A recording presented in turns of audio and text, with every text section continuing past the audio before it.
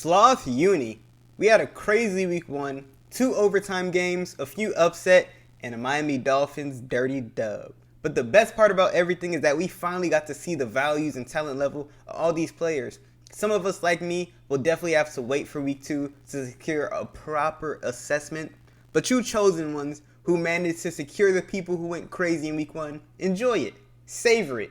Because while it's fun and exciting that in the first week your football team went off and you think you won a one-way ticket to a fantasy championship, well, there's still a whole season left to play, and that's where we come in. Sloth University is here to help guide you through the ups, downs, twists, and turns of the fantasy football season, and we got our injury report and waiver show up for you today, so grab some grub, get comfortable, and strap those tinfoil hats on, because class is now in session.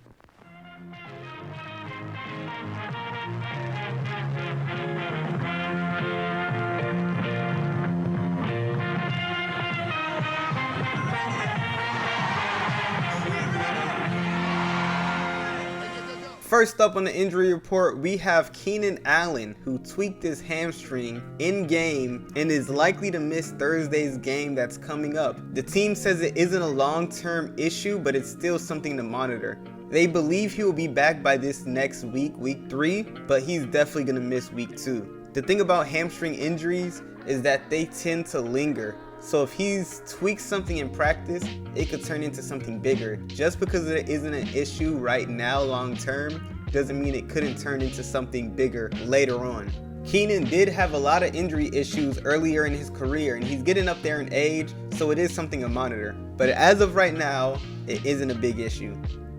Next up is T. Higgins, who had a concussion in the game. You should monitor the situation, and he does have to go through concussion protocol. There hasn't been much information released on him, but he does have to go through concussion protocol, which could take at least a week. Everybody is different, but it could be from 1 week, it could be 2+ weeks, it could be 3 weeks. So we'll just have to see how he progresses through the concussion protocol. Hopefully for T. Higgins, it's nothing too serious, but unfortunately for this one, you won't really have too much information, and you just have to wait as they release information as practices happen. Kenneth Walker, I believe this may be the only good news that we have in this injury report. Kenneth Walker, who suffered a sports hernia, will return in week 2 unless he has a setback. The team fully expects him to be back for week 2, and they said he will have a role in its offense. On to Rondell Moore, who suffered a hamstring injury. The team says he's day-to-day right now and he avoided serious injury. The MRI results he had were not made public, so you will need to monitor the practice reports. He could be available for week 2, but it will really depend on how he practices. They say it's day-to-day, they say he's avoided serious injury, but for some reason they have not made the MRI results public. Personally, I think he'll be ready to go for week 2, and if he is ready to go, they've been talking about him having a huge role, but we'll get into that later. Patriots quarterback Mac Jones, he suffered a back injury in the game against Miami. His x-rays came back negative and he is likely to play, but you should watch the practice reports because there is a chance that he misses the game. But so far, everything's going good. He's just going to take it practice by practice, and they're expecting him to play, but you should watch the injury reports nonetheless. The biggest one we have on here, Elijah Mitchell suffered an MCL sprain and will miss about 8 weeks.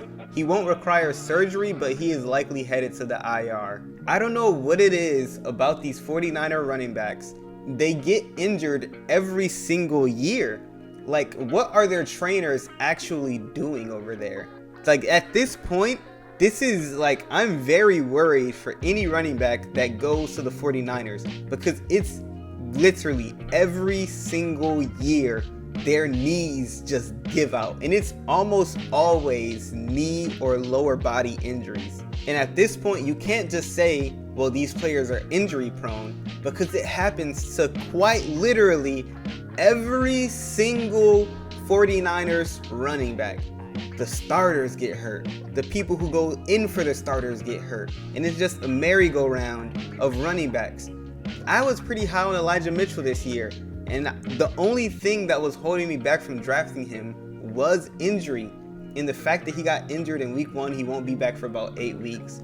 I don't even know if I'm willing to pick up a 49ers running back off the waivers. I mean, Jeff, we'll talk about it later, but will they even be healthy enough to go? How long will I really have them? Will they be available for this full 8 weeks? Will they be available for any amount of weeks? I am terrified of 49ers running backs at this point. I don't know who put this juju curse on the 49ers.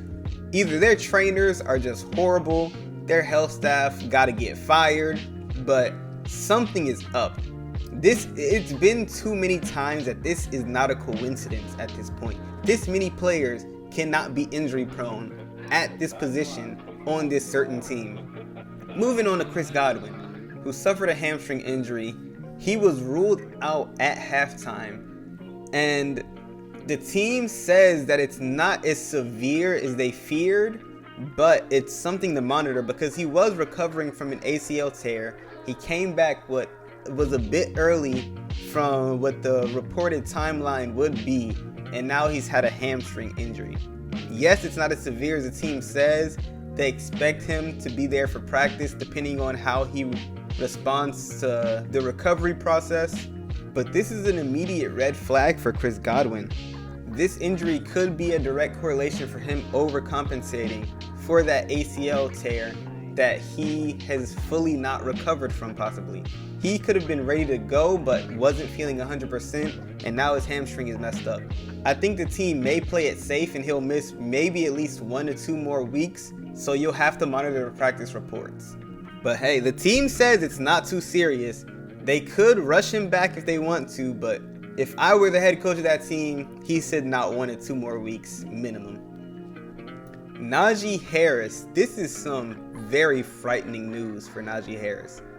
I want to say it's already been reported he will play this weekend, but he suffered a mild Lisfranc injury in the offseason, and he's since recovered from it and was good to go, but it appears that he re-aggravated that injury in week 1 of the season. I'm jumping ship on Najee Harris. I'm not sure 100% if he will make it through this season. And that's not something I'm willing to bet on, considering the seriousness of the Lisfranc injury, and he just re-aggravated it in week 1. Like, he didn't even make it through a full game and it's already been re-aggravated. Yes, he will play this weekend, but I don't like having someone who could literally go down at any moment, who is injured already. And this is an injury that tends to re-aggravate a lot. So I'm extremely worried about Najee Harris. I'm completely jumping ship. I'm trading Najee Harris to any and everybody that I can. He is still a very great running back. You're gonna get a ton of value from him. I would trade him away while you can before anything horrible happens. Prayerfully, nothing horrible happens to him, because I love me some Najee Harris. He was my favorite running back coming out of that draft class. I wish the Dolphins drafted him, but this is not good news for him. Up next, we got George Kittle with a groin injury. For this one, you should really watch the practice reports. There hasn't been too many reports that have come out for this, and it's not a good sign early on for someone who's been injury prone to already be struggling with an injury. But I will say, the team thought he was good enough to go for week 1 because he traveled with the team, but he was just a game time decision. He didn't play, but he was healthy enough to at least travel with the team. So if he practices, he should be good to go for week 2, but it is something to monitor. Juju Smith-Schuster. He was limited in practice with a shoulder injury, but he should be good to go. There's really nothing to see here, but he is on the injury report because he was limited in practice. It's something to monitor, but it shouldn't be anything too serious. The next big thing we have up is Dak Prescott with the thumb injury. It's wild because the timetable for him is 6 to 8 weeks. He went through the surgery, but Jerry Jones states that Dak Prescott will not go on the IR and will be back within 4 games, and that the team expects him to miss 4 to 6 weeks. The timetable for this is 6 to 8 weeks, so they're being extremely optimistic, or the surgery went extremely well. This will definitely be something to monitor because there's a very big discrepancy between within 4 games, which means he could be back within like week 4, week 5, in 6 to 8 weeks, which could be damn near half the season. They aren't putting him on the IR, which means that he won't miss an extended period of time. But if he does and they don't put him on the IR, that is a horrible waste of resources for Jerry Jones. This one will really be something you'll have to monitor because the timetable and the team's expectations are way off for this one. It could go really bad or it could be really good. We just don't know at this point, so you'll have to monitor it if you own any Cowboys players.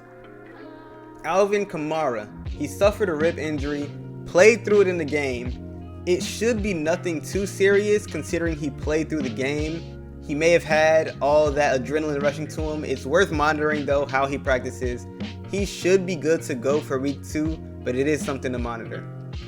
Harrison Butker suffered an ankle injury. He's day-to-day right now, and the team doesn't think it's too serious, but I do think he at least misses a week. They said his ankle is seriously swollen, so if the swelling goes down, he may play this week, but considering it's an ankle injury, he's a kicker.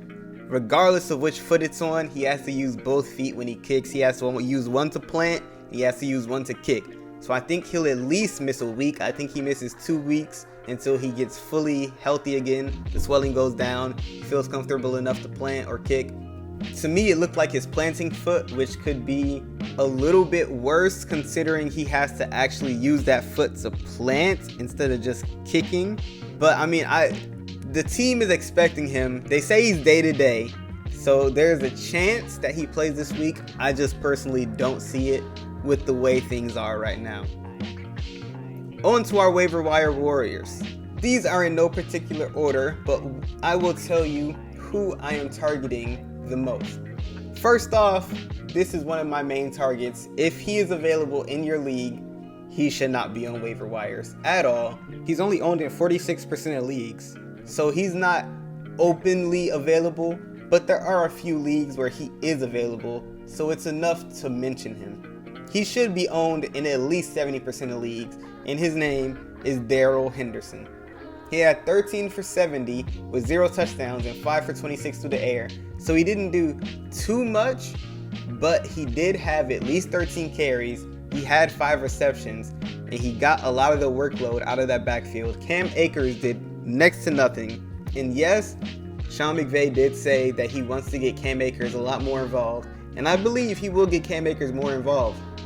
But after that performance and how their offense was running through Darrell Henderson, there is zero reason why he should be on waivers right now. Next up, we got Robbie Anderson, who is 37.6% owned.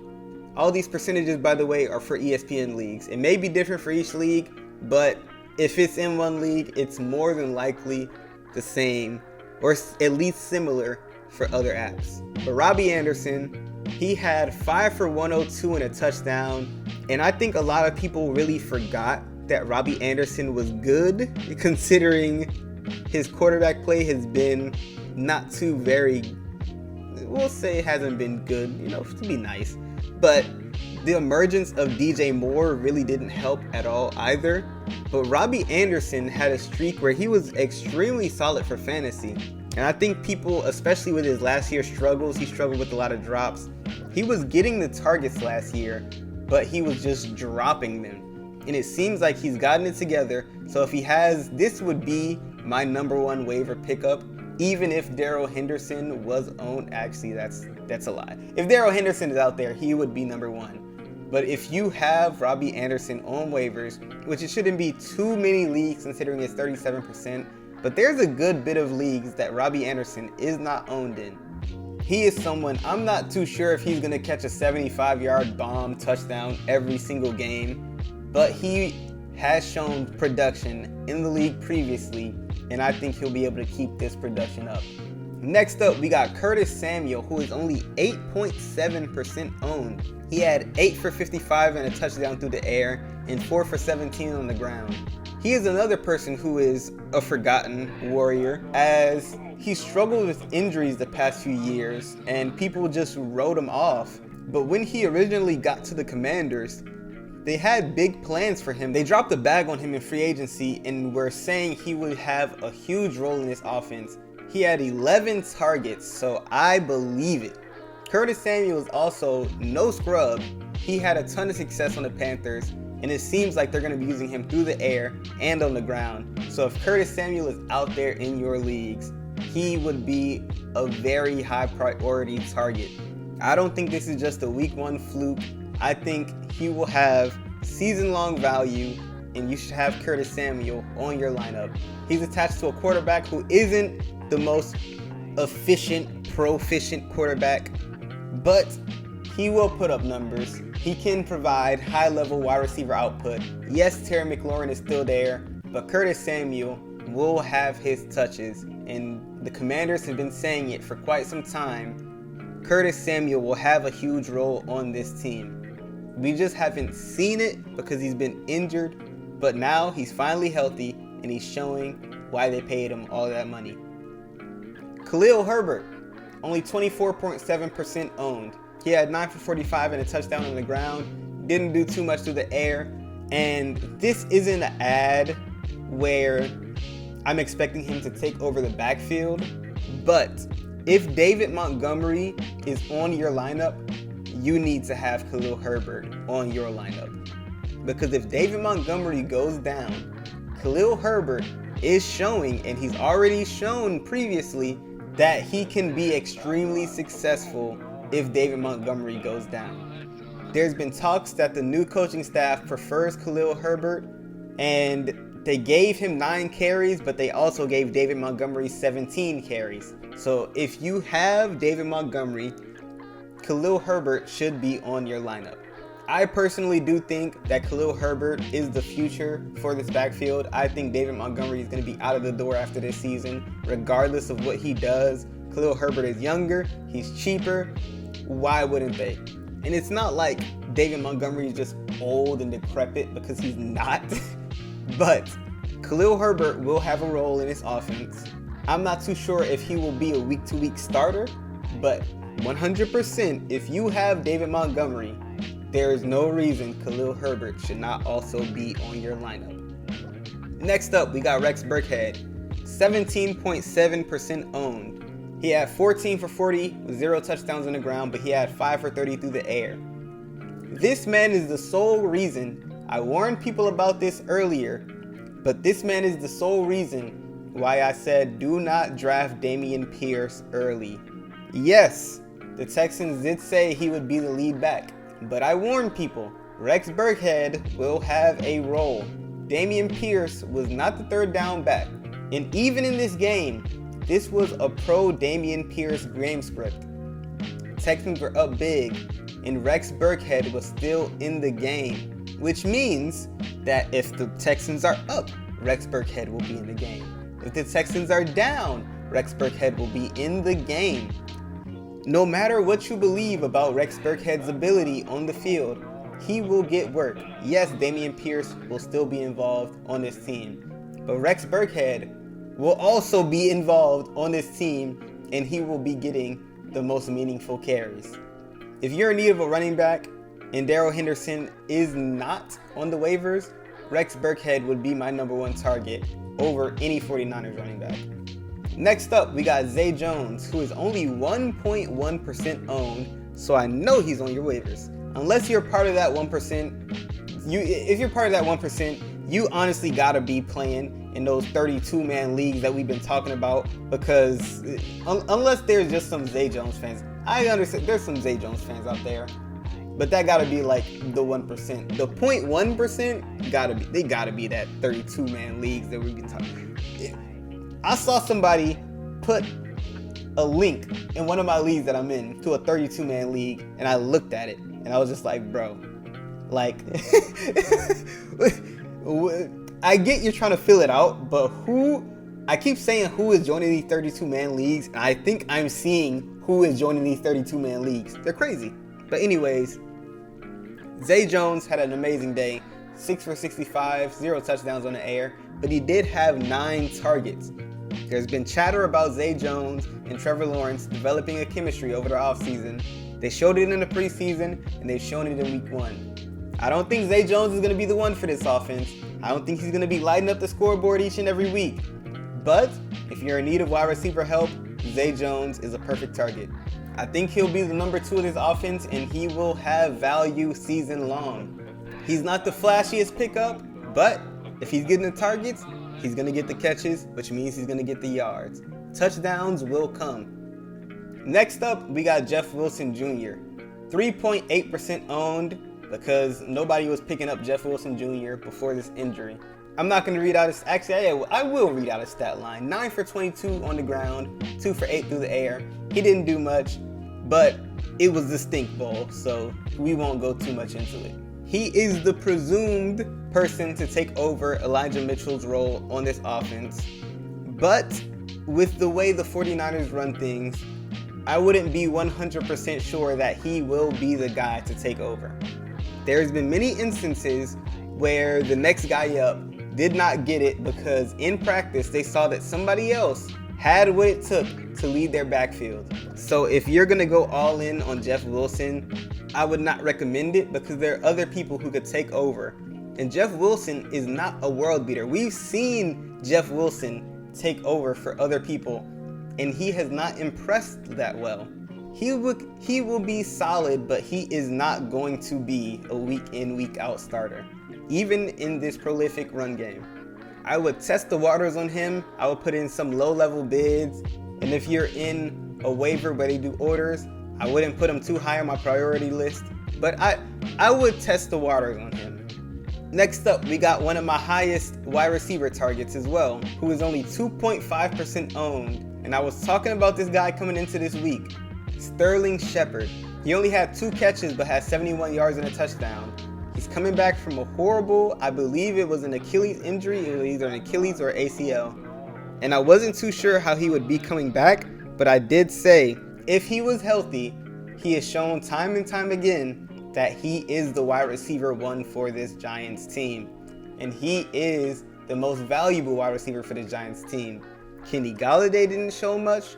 Kadarius Toney didn't show much. Wan'Dale Robinson didn't show much. But Sterling Shepard showed that even with those 4 measly targets, he could produce. He will not, spoiler alert, he will not have 4 targets every week. There will be more. Sterling Shepard should be picked up in each and every league. Almost each and every league, that is. But he is probably one of my favorite pickups. I'm not too sure how healthy he is, but he's sure healthy enough to be catching bombs. So that's good enough for me. This Giants offense looks like they are going to be at least bare minimum good this season. I loved Brian Daboll coming out of the Bills offense. I loved what he did for them, and it looks like he's going to be doing great things for the Giants as well. Next up, we got Corey Davis, who is only 3% owned. He put up 6 for 77 and 0 touchdowns, but he had a solid day. I'm not too sure how he will be season long, considering I still believe Elijah Mitchell is the one for this team. But Corey Davis has had success in the past.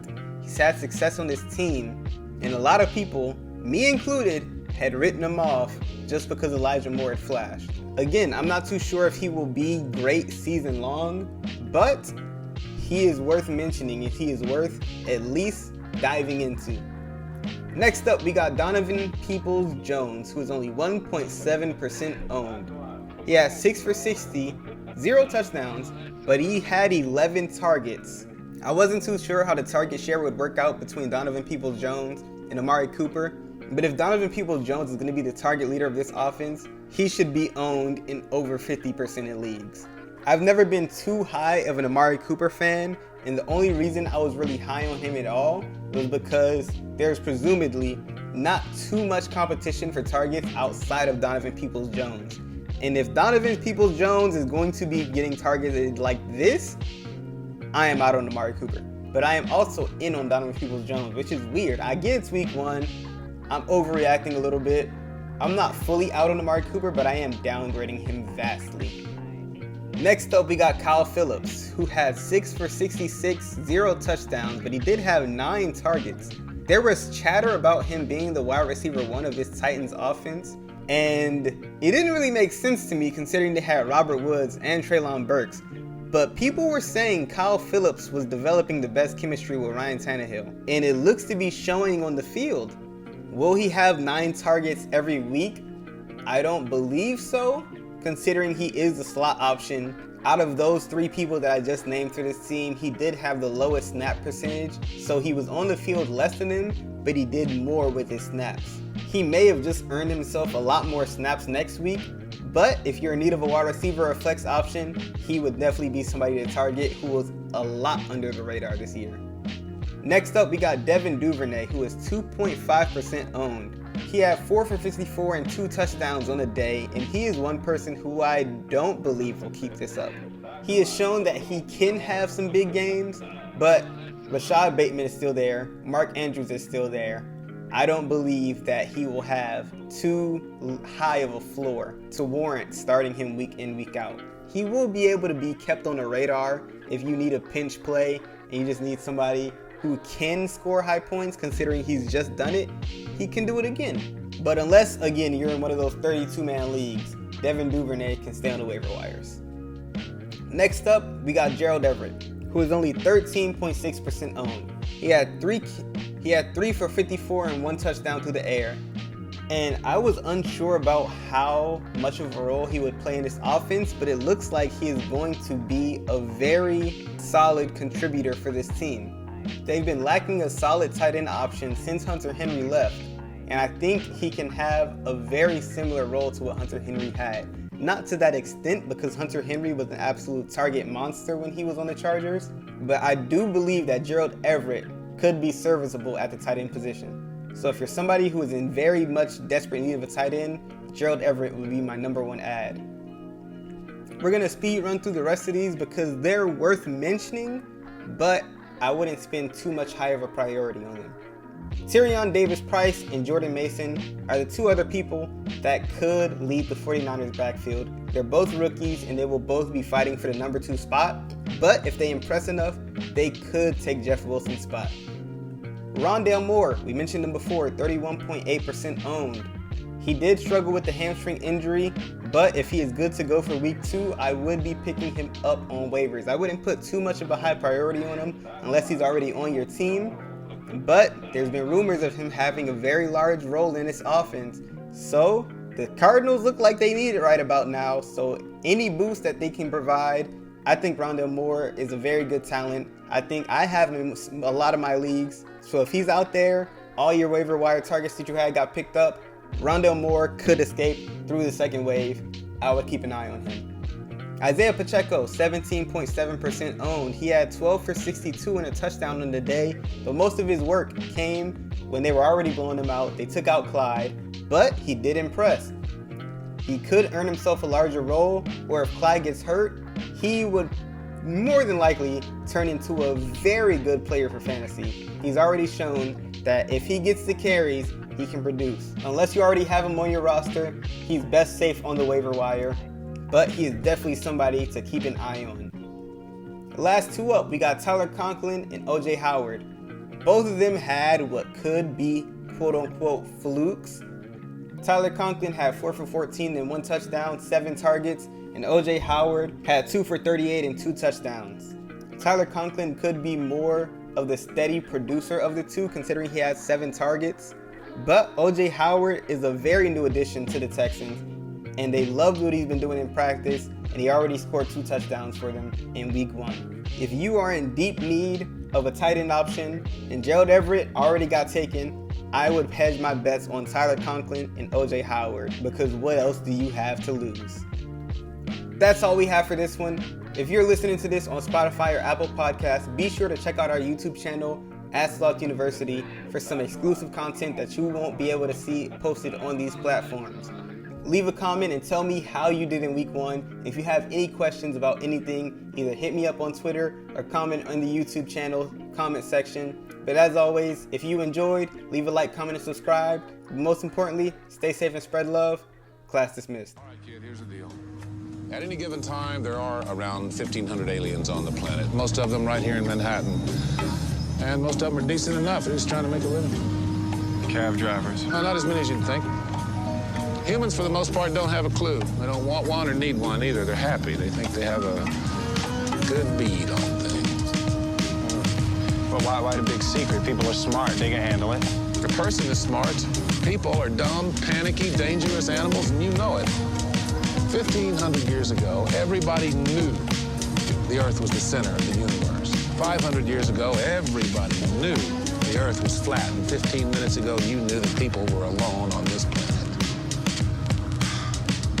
Imagine what you'll know tomorrow.